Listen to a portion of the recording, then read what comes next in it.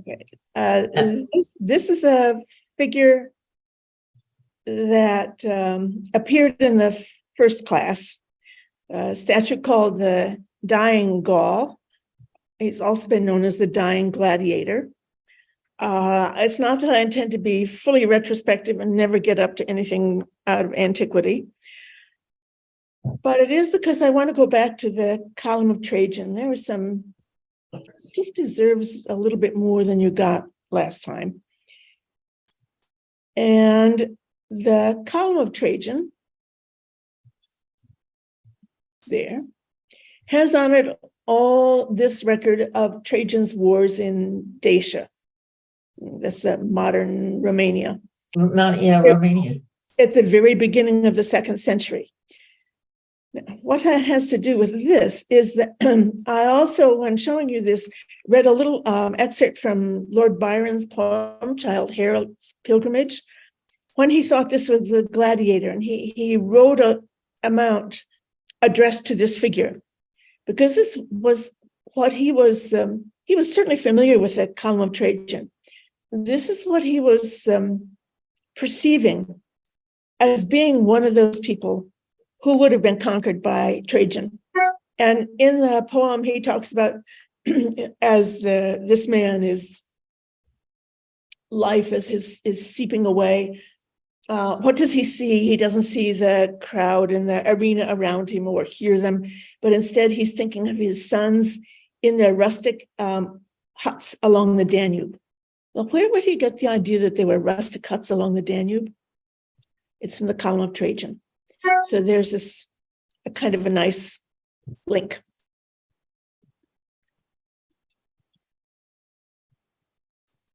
I want to just because I myself was watching some construction going on near me with the heavy equipment and trying to haul things up multi-stories. It got me to thinking more about the construction of these monuments. I did say before that this was out of marble from Carrara.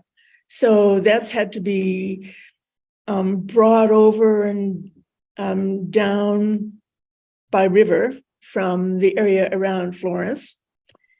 And that I mentioned that constructing this, if you think this all has to be with wooden cranes and all the power that would be used as hand power, people were winching up the blocks of these multi-ton blocks to put it up in place. That one of the things this celebrates is not just, it's not only this great Dacian victories that he achieved with the accumulation of enormous wealth for the Roman Empire, but the engineering skills and the architectural imagination to come up with the idea for something like this. So it's in itself, just the construction of this column is a statement of the superiority of the Roman Empire.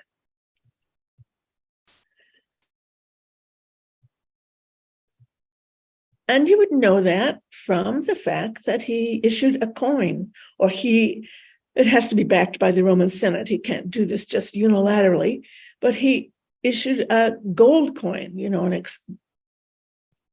more valuable coin, with on the back of it a column, this column, not, say, a victory figure or a tropaeon, but the column itself.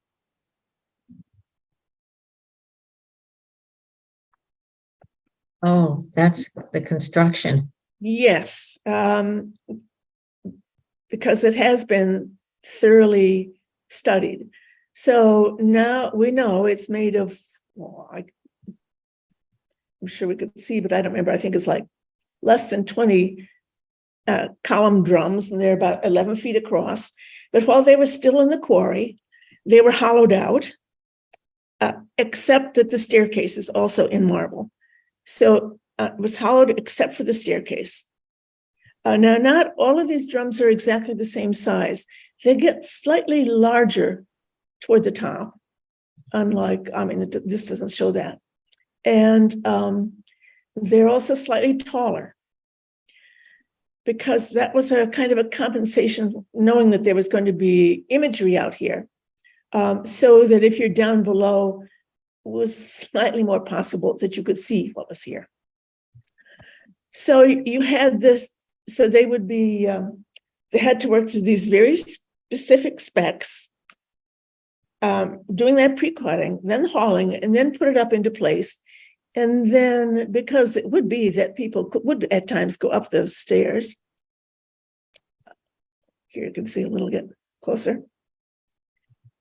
They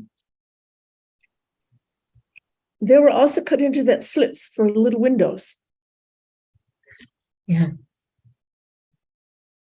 So there is, and then these blocks, once they were up in place, there has to have been scaffolding. Now, you have to think of the forests of trees it would take for this.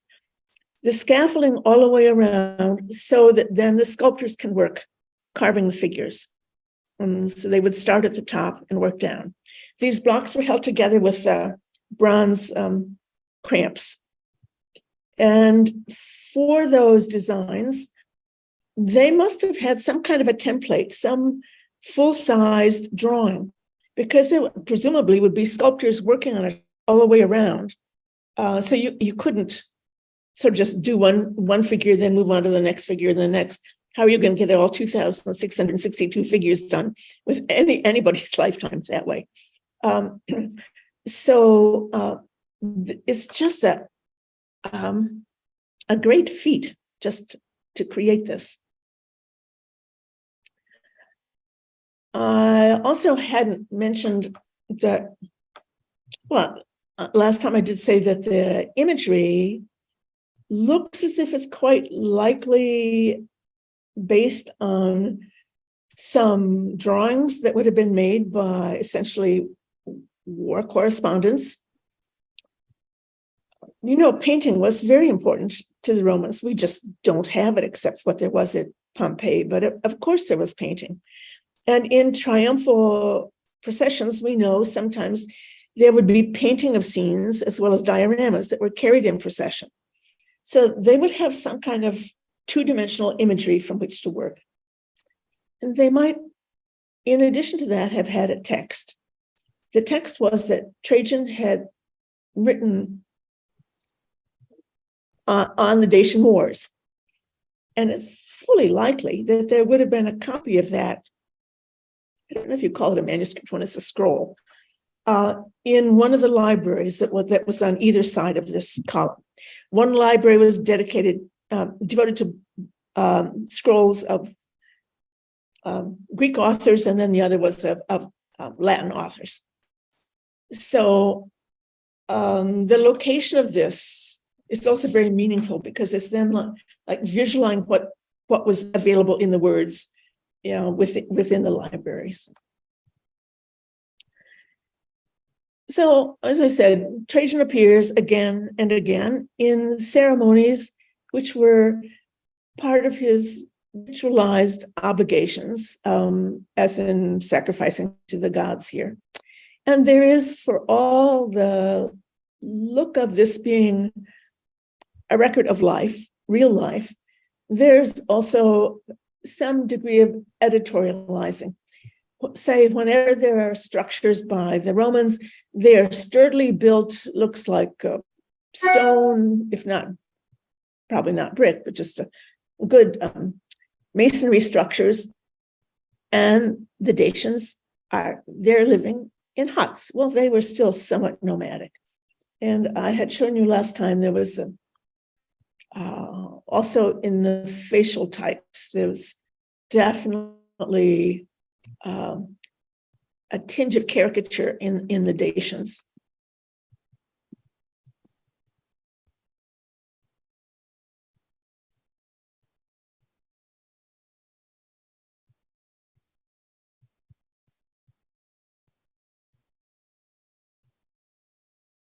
So that column also then was paid for by part of the gold, all the wealth that he took from the Dacians.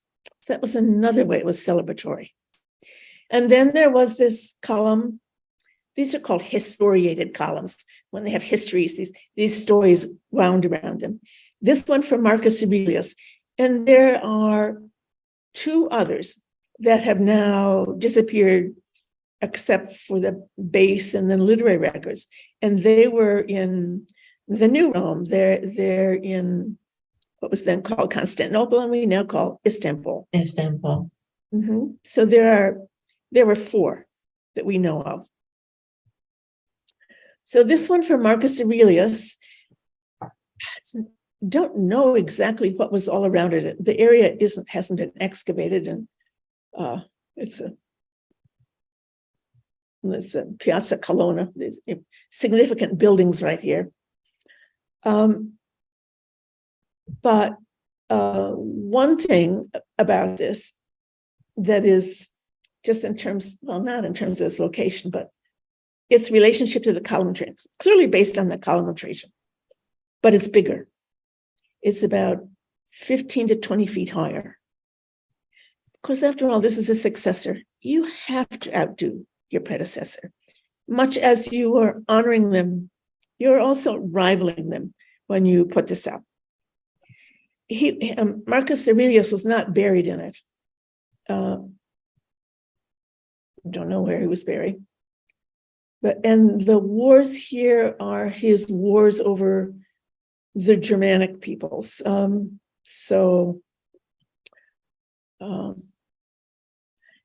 his conquest over them was granted, his triumph over them was 176, but there's no specific date on this, so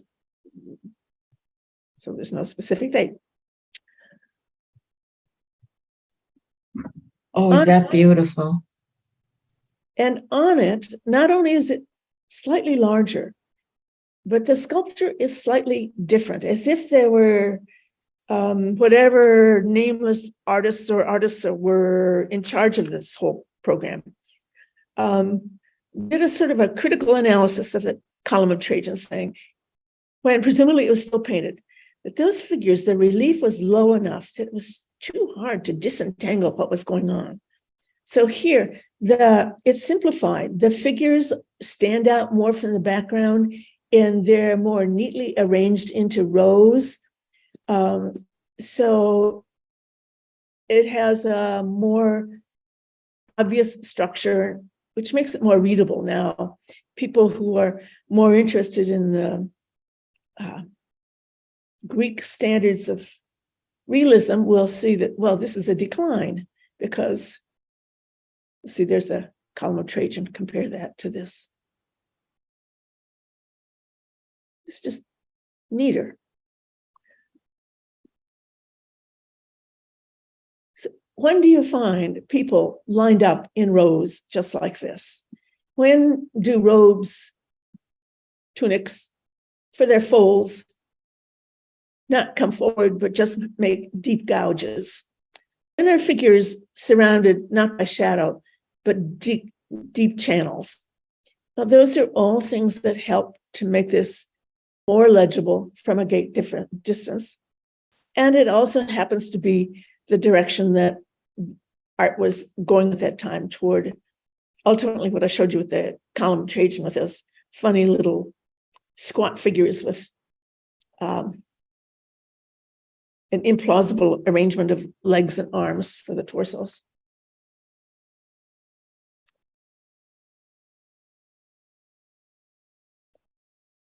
And then back to the Place Vendôme and the column in Paris. This again will be larger because Napoleon has to outdo those great Roman emperors in whose histories he likes to envision himself. Now, it turns out that around 1800, in this great reverence for the classical antiquity that was everybody in France was succumbing to, there'd been this decision made that, well, every big city ought to have a column of some kind of triumphal column. And once Napoleon, just even before that, now Paris wasn't going to settle for just a column. They said, okay, we're going to have a column like the column of Trajan. And once Napoleon won the Battle of Austerlitz in 1805, besting the armies of the French, the Austrians, the Germans, and the Russians, said, okay, this ought to be decorated with the scenes in the Battle of Austerlitz. Now he's using bronze for the whole thing, not just the statue at the top. By the way, his statue, the original statue, which is demolished, showed him wearing a Roman toga. Just to know how thoroughly this is to be couched in terms of antiquity. But bronze would no longer be quite as rare and valuable as before, because now there was sufficient industry to produce it. Before this, creating anything in bronze was took experience and some seat of your pants willing to experiment, because to maintain the temperature where it's molten enough so to fit into the crevices of whatever the model is, there's just a sort of a certain range of temperature you could do. And also, they didn't have an exact formula for the alloys. Even in the Renaissance, there a great sculptor named Cennini, he wrote about constructing things. Ultimately, he's throwing in silver plates from the house and this, trying to get the right mixture to keep it at the right temperature.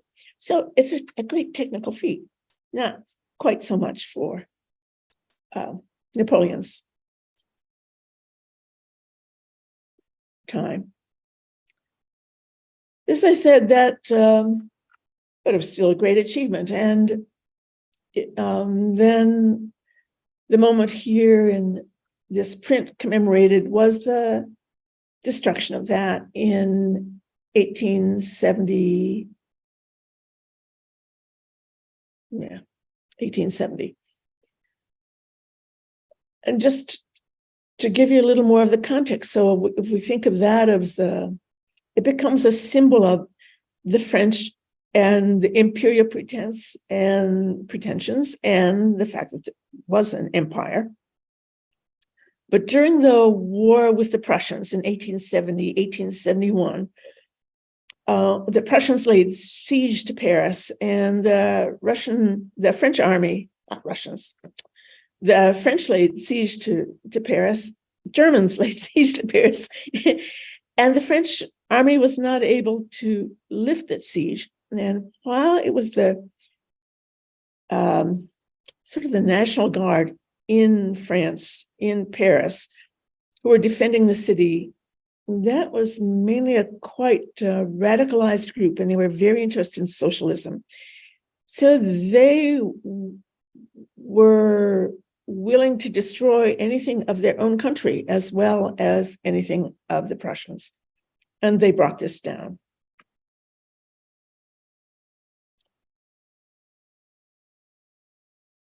So at the end of the war and the suppression of the revolt of the Commune, which only lasted a month, but to enormous casualties, of course, the column had to be rebuilt.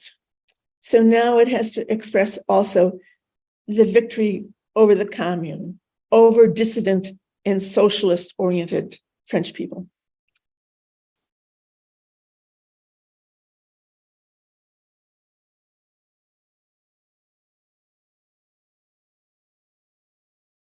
And even here, you've got a pontoon bridge again. You're just, as much as possible, trying to record events through the eyes of the Romans instead of just the French.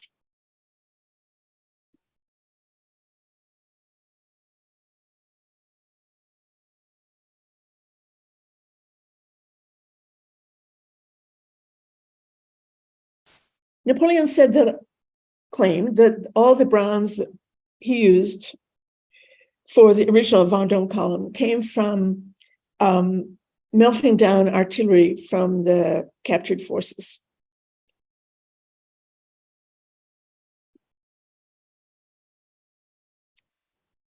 And this is made somewhat later, certainly as a kind of rejoinder to the column in Vendôme. That's Nelson's column in Trafalgar Square. It wasn't actually put up until almost the middle of the 19th century.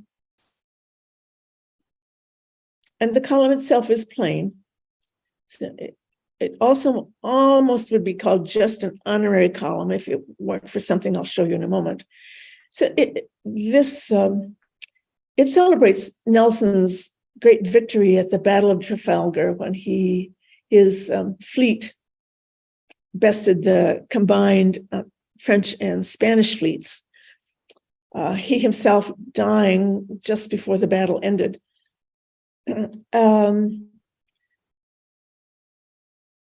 So you see him up here on the bell from his ship, supposedly. He, in earlier battles, had lost use of his right arm and was blind in one eye. But here he is shown heroically on top of this very Greek classical multi-tonned column.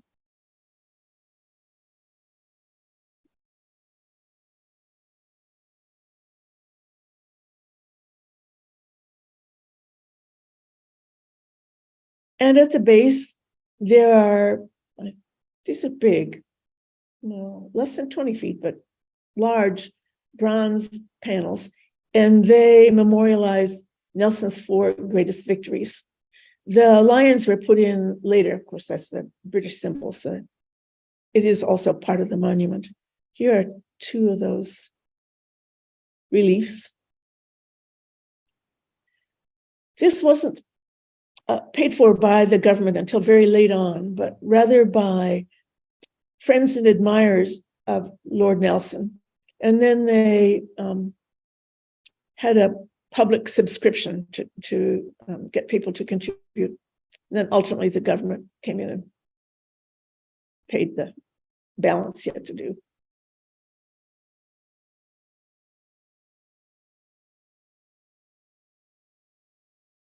So its relative modesty is also a reflection of the difference in the government and the source of the commission.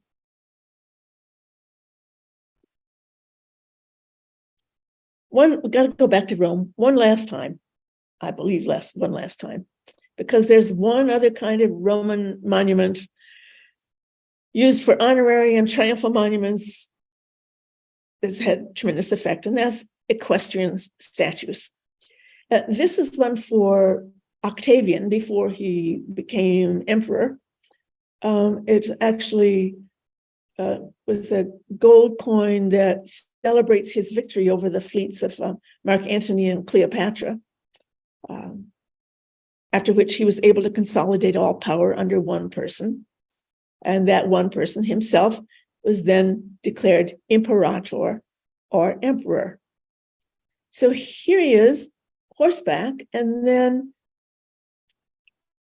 a part of it you'd say, oh, this is just an honorary monument, because what does he have here? I mean, it could be a reflection of an honorary monument. In one hand, he has this curved implement. It has a special name, but it's something used by Roman priests in their ceremonies. And he's showing himself as the priest above all priests.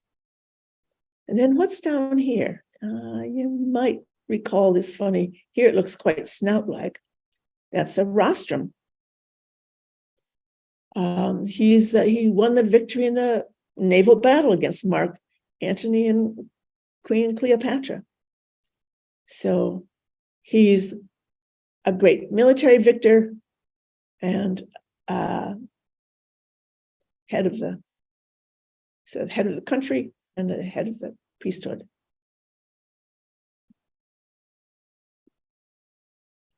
Here's another Roman coin. This one's for Titus's son. And this we know is a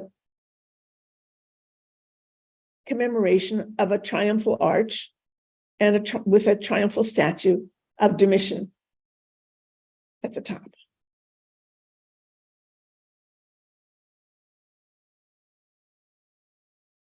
Let's see, I think this is over a victory over Germanic tribes.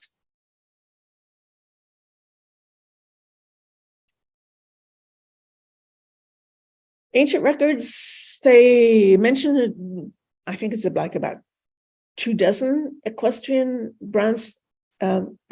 statues anyway, presumably bronze, in Rome. But the only one that survives is the one of Marcus Aurelius.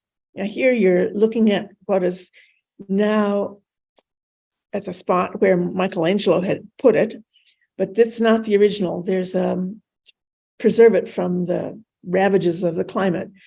Now there's a copy there.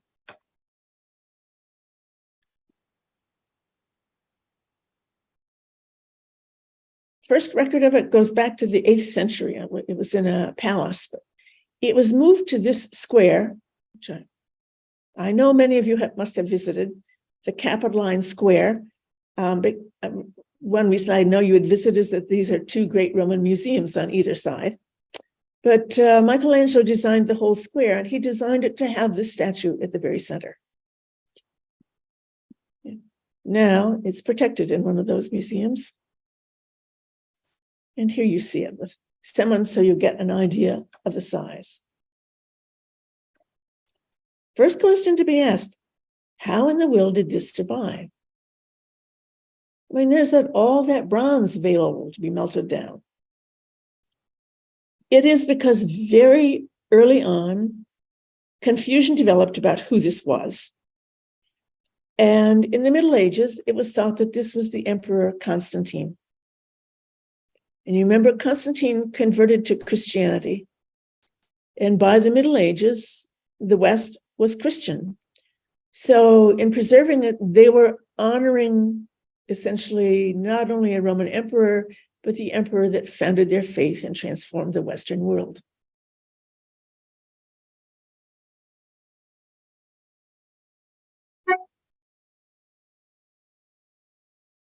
So it's a gilded bronze. Exactly where it was and exactly what his gesture means, not known. There are various deductions that can say from his face, well, they know that portrait head belongs to a certain time. So this has to be at least after the mid-170s. He's dressed in civilian clothing, so he's not here presenting himself as a great general, except in a rather discreet way, because rather than wearing a Roman saddle, he has the kind of cloth saddle that was the characteristic of one of those tribal peoples, the Sarmatians, that he had conquered.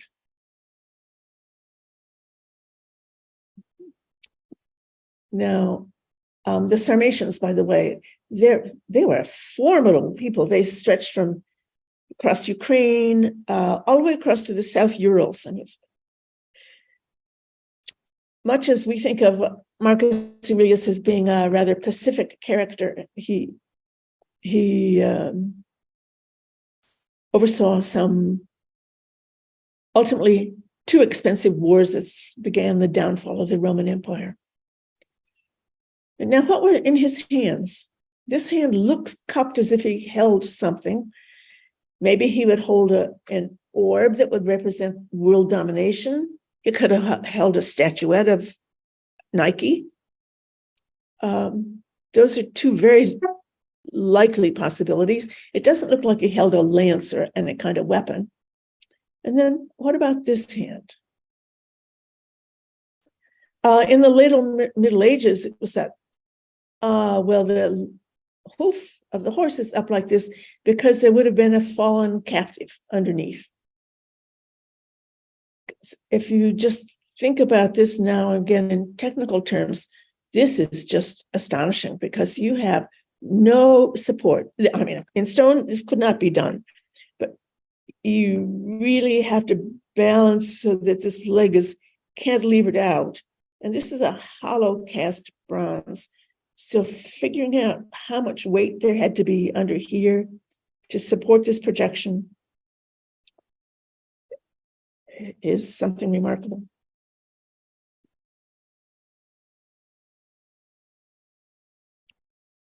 So if it were up high, we would be looking up at him like this with his spirited and wonderful horse.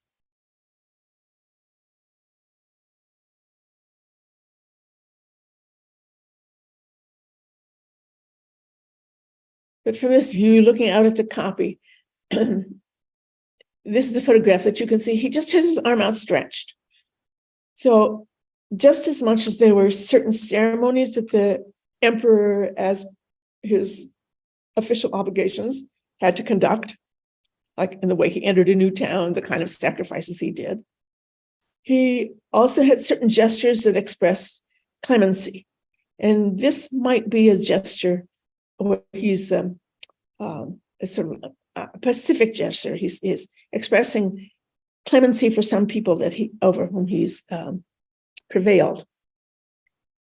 And the thought that that's so is like in this relief where he's seen with these Germanic people on their knees pleading with him. Now, this relief comes from a lost triumphal arch, from which there are two other panels, I think, in the museum, and the other panels are up here. So although I sort of like this little thinking about this, that whatever destruction Constantine caused to a triumphal monument to one of his predecessors, whether he was doing it to show that he was even greater than they were or to borrow their glory, who's to know? But this statue exists because of him, since it was taken to be Constantine. Then after the end of the Middle Ages, when kind of abilities to work large in bronze and in sculpture revives in the Renaissance, you see then the increasing number of equestrian bronze monuments. Here's one by Donatello in Padua from the middle of the 15th century of this figure. It's called the Gattamelata or Honey Pat. He was a mercenary soldier who protected the people of the area. And it's over a monument that's, suggests it's almost like a cenotaph, like these are winged spirits on either side of the door to the underworld. He's not buried here. But that also picks up on that idea of the column of Trajan. You remember how Trajan was buried under the honorary monument for him? But there's no specific reference to any particular battle won by him. And Donatello is not quite willing to lift that foreleg quite so far, but rests on the globe of the world. But the posture is based on the equestrian portrait. It's been cleaned. He looks quite grumpy with all the pigeon droppings on him. Of course, that would be the ferocity and resolve of the ruler. And then just generation after that, Verrocchio, Leonardo's teacher, did one that's in Venice of another one of these mercenary rulers. Now, always the leg up. There he is.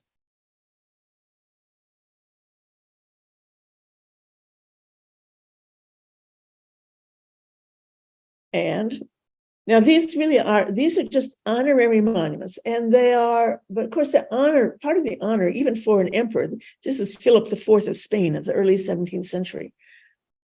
Part of the obligation of the emperor is to be the leader of the troops, and any victories during his reign, of course, some of the glory redounds to him. But so we have this one and here. Even more audacious, more resolute. Now, of course, rears back. Or ultimately, this is Peter the Great in St. Petersburg. This was the figure is carved by a French artist in the later part of the 18th century. And this indicates here, down here, is Peter's name. And then his successor was Catherine the Great, and she erected it. It's a way of sort of consolidating or ensuring her position that she's honoring her predecessor. And the thing that gets great acclaim about this particular monument is that block of stone is the heaviest block of stone that's ever been carried by mortal man.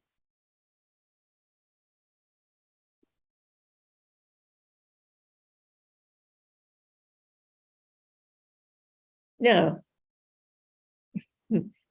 we're certainly skipping centuries, going to the Civil War and to Manhattan.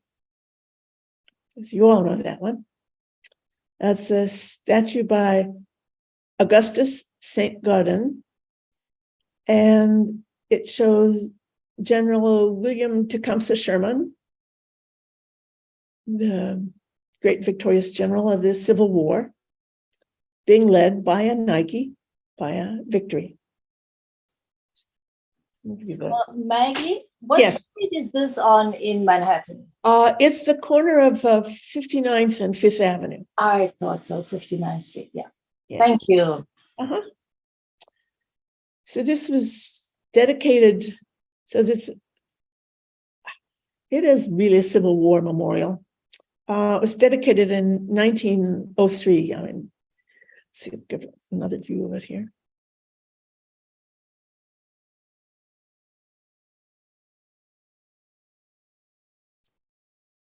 Now, Sherman accepted the surrender of the Confederates, and he laid siege to and freed Atlanta. And he'd been a hero in the Mexican-American War, and altogether had an extremely lustrous career. He was old, and his friends, some of whom were on the city council in New York, set up a commission from which they solicit money for the erection of a monument to honor him in the city. And he was living in Manhattan, I believe, toward the end of his life. He died in 1891. And the sculptor, Augustus St. Gaudens, came to visit him. They had a whole bunch of sittings, and they got along famously. And then the sculptor also was toward the end of his life. So this is sort of the last great work that he did.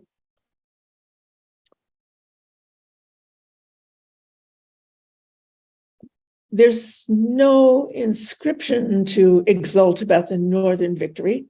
It's there's only one thing here. The horse is stepping on, I think it's a pine branch. And that is to allude to his march through Georgia. But you see, just as was done on the Arc de Triomphe in Paris, again, if you want that stirring, instantly emotionally captivating scene, you have to have diagonals, you have to have movement.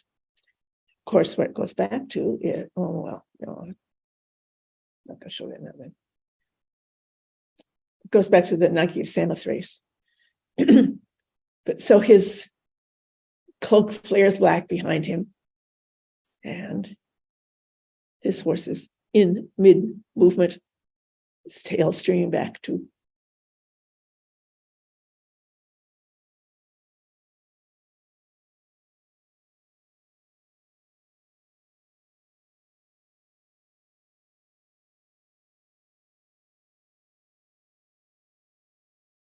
Now, a few years earlier, the sculptor Gaudens had done another more obviously and explicitly war memorial in Boston.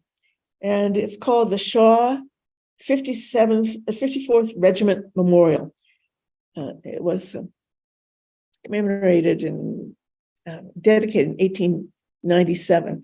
It was rededicated in the early, I think 2021, early. And this is the rededication. The Shaw Regiment was the first regiment that was of African-American soldiers, led by this white man, Robert Gould Shaw. If you saw that really quite wonderful movie, Glory, that's recounts events of this regiment. Shaw, who was white, had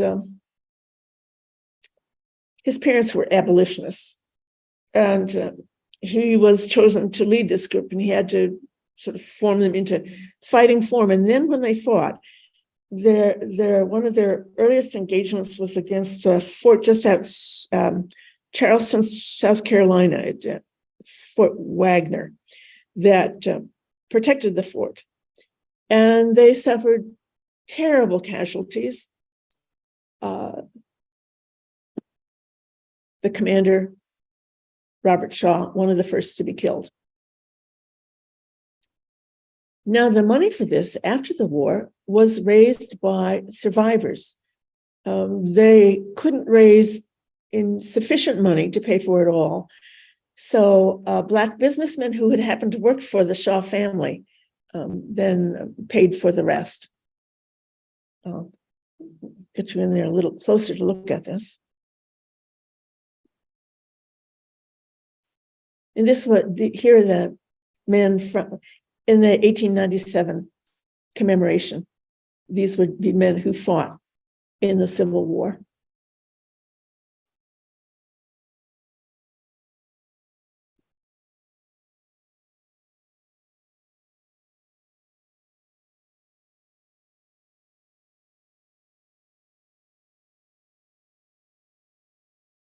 Same tropes. I mean, nothing's really flaring here except for, I think she's just to represent victory. It could be Columbia representing the United States. I'm not sure. But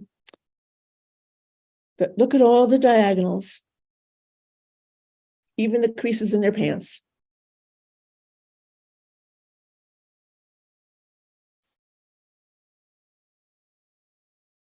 It's remarked that the sculptor avoided the sort of prevalent stereotypes for the faces of the men, but you can see these are a type. He didn't ask for any Black fellows to pose for him. But this was extraordinary for its time.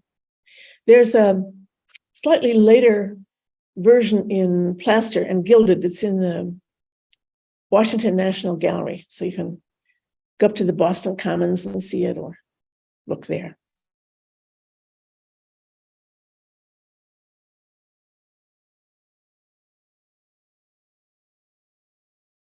And you can go to Virginia. The Virginia Monument in Gettysburg. This was the first Southern memorial to be installed there.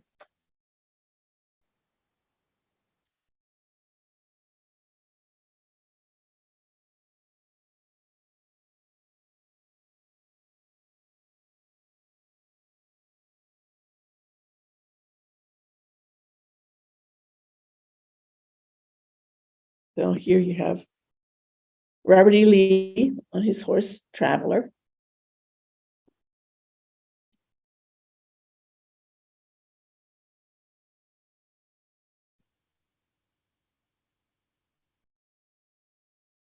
back. This is positioned as if he's looking over to the area where Pickett's last charge was. Now that it's a charge that was ordered by Lee, and Pickett's men coming through a hollow and attacking the Northern troops were slain. And it was at that point, that's as far north as the Confederates ever got.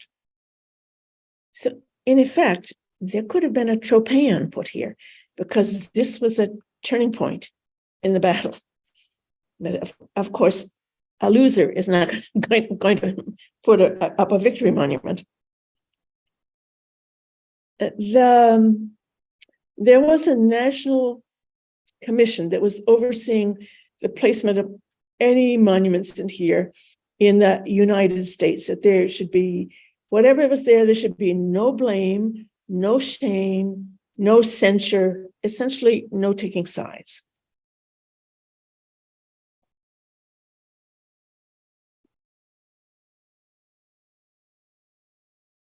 So he just stands, his horse just stands, none of that.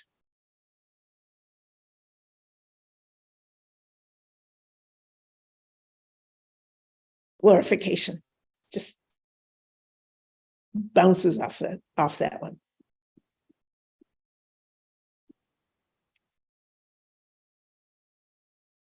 And then down below,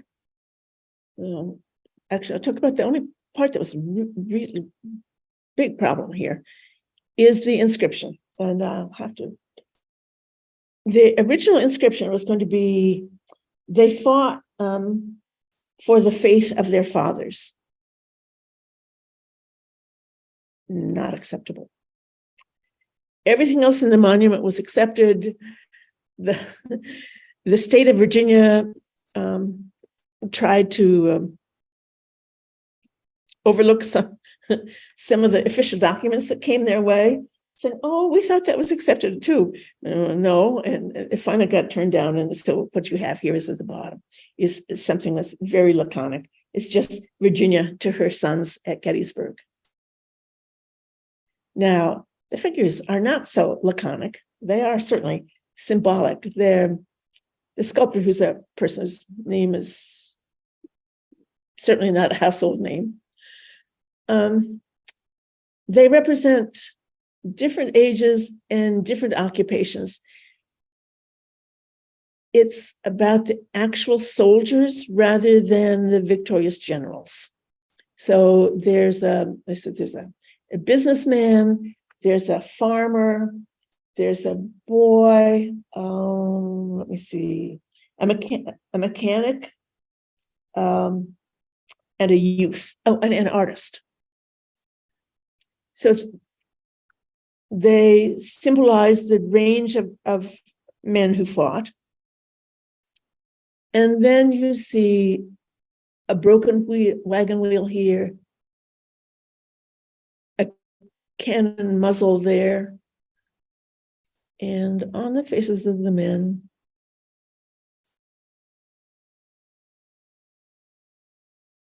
grim determination. So the intent was to show that they were fighting a defensive fight, that they were fighting to the last, and not for a cause that's going to win. Oh, yes, there was another thing that had been changed. Originally, they wanted to put here the Confederate flag, and that got negotiated out, so it became the flag of the state of Virginia.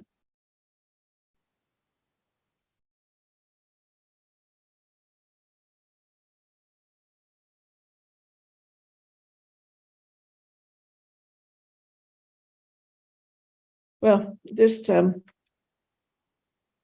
little about this, and then I didn't think we'd get this far, but I'm sure you've seen this. This is in Newark, in Military Park. It's think it's just called War Monument.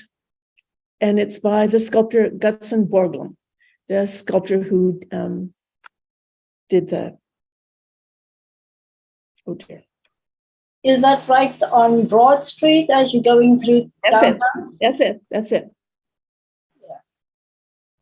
And here's what you can't see when you drive by. You have no sense that it's the end of a area that's made in the shape of a saber. Borglum was extremely flamboyant and interesting character who did all sorts of things and many, many memorials. In front of the Newark courthouse, there's a statue of the seated Abraham Lincoln he did. And I think there's some other monument in Newark by him. But this was, it's one, a monument that's to the suffering and the heroes of all wars. And this is, I'm going to have to check the date again. I think this is just subsequent to, well, it's around the time of World War I anyway. And he's the sculptor of Mount Rushmore. So heroic figures are his thing.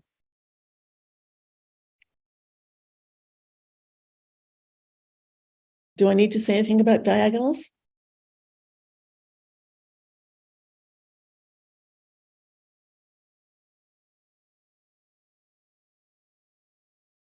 And in a way, like the Virginia Monument at Gettysburg, he was trying to express something of the comprehensive nature of what war does to everyone, not only by taking the different social classes and occupations of men who are pressed into fight, but here you see even of parents who have to send their children off to war.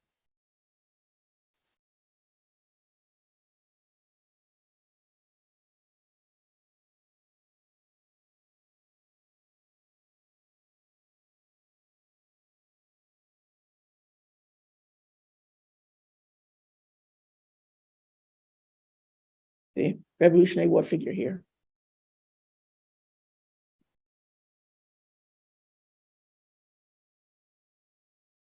Oh, well, I gotta go way beyond this here.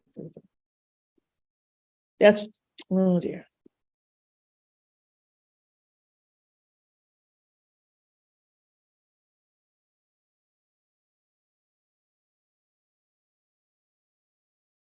I think I just left this out because I didn't want to put it up. He was, do you know about Stone Mountain? I'm assuming many of you do. It's just outside Atlanta. It's a wonderful scenic spot with this great, enormous mountain. In fact, the stone that's at the base here comes from Stone Mountain. Well, on that is carved figures from the Ku Klux Klan. And Borglum carved one of them. Then what he did actually was ultimately removed because it wasn't big enough. The Daughters of the Confederacy that were paying for part of this had specified the size that he said, it's going to look like a postage stamp, but when it gets up there. But he followed through. He had a son named Lincoln, but he also was very sympathetic to members of the Ku Klux Klan. So, you know, as an artist, you do what you're paid for.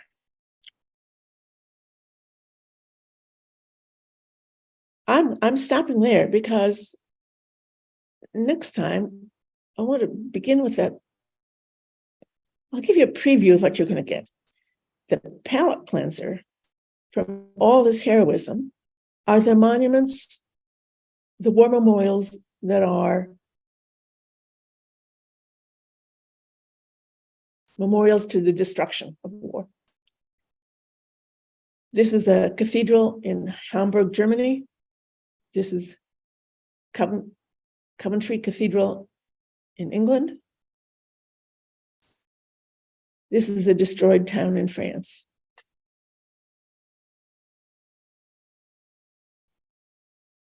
And after that, we will look at Soviet Russian monuments. And after that, we'll go to Washington, D.C. So that's all what's on tap next time. And do you have any questions or comments? We have 5 ample moments here.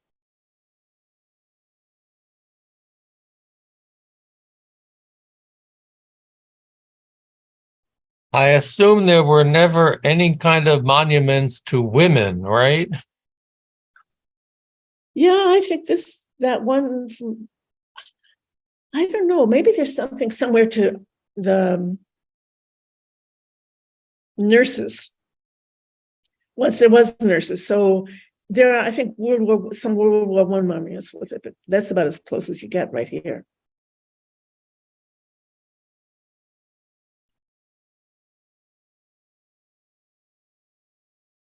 Anyone else? All right, well, Maggie, I had a question about those coins in the beginning, the gold and the brass. Mhm. Were they actually used just as Yeah, memorials, or were they used for trade? no, they're used, their money. How many of it did they make? Like thousands? Or We have no idea, but there are.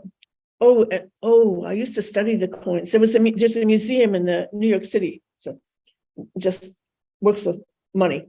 They're wonderful to feel. They're like little pieces of sculpture.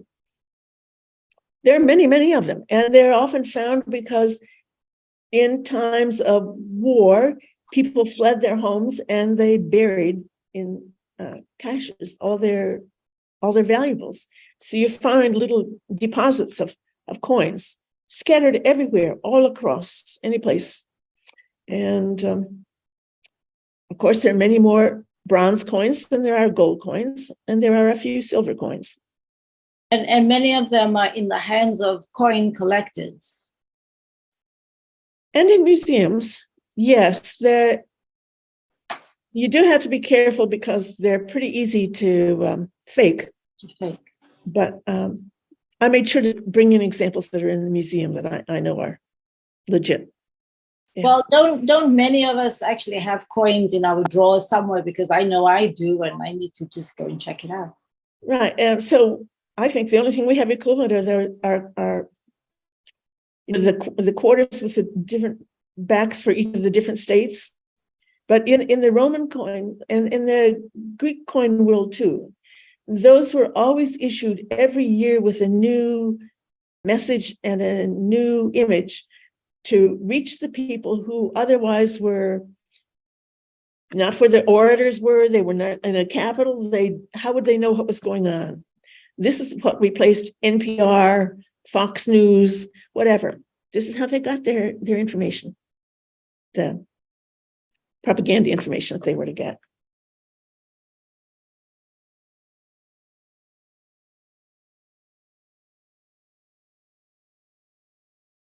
Okay. Thank you, Maggie. That was Yes. Goodbye, everyone. Bye-bye.